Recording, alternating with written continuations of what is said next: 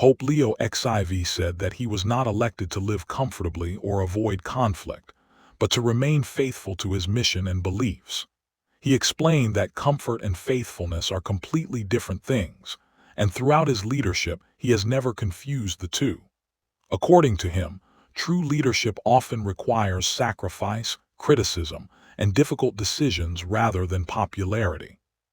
Speaking about clerical abuse reforms, Pope Leo XIV said that real healing does not come from public announcements, dramatic speeches, or media headlines. Instead, true healing comes through difficult behind-the-scenes work, structural reforms, careful policy changes, and long-term accountability that slowly rebuild trust within the Church. Pope Leo XIV explained that every pope in history has represented both continuity and change at the same time. He said the real question is not whether a leader should change things or preserve traditions, but rather which traditions are worth protecting through faith, and which ones are only being preserved because of fear or resistance to change. On wars and global politics, he made it clear that he would never use God's name to justify any country's military agenda or political strategy. He emphasized that faith should never become a weapon for governments or powerful nations, and that moral leadership requires standing above political interests rather than serving them. One of his strongest statements was when he said that the Church is not truly European and never fully belonged to one culture alone. He argued that for centuries the Vatican believed too strongly in a European-centered identity, and that this misunderstanding created deep historical consequences and spiritual costs that the Church is still trying to recover from today. Pope Leo XIV warned that unity built around the assumption that truth belongs only to one civilization is not real unity at all.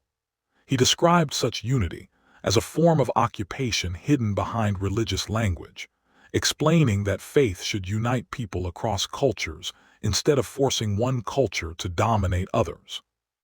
While discussing the media, he said he does not fear difficult questions or criticism from journalists. However, he is cautious of public platforms and media environments that reward performance, emotional reactions, and sensationalism more than honesty, depth, and meaningful substance.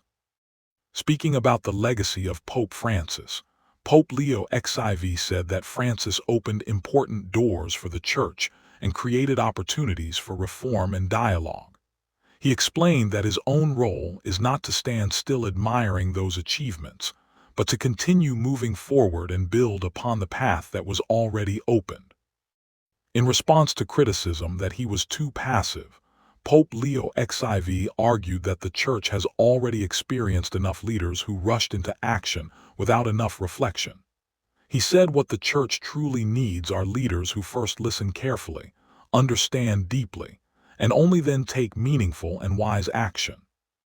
On a more personal level, he described loneliness as the price of clarity.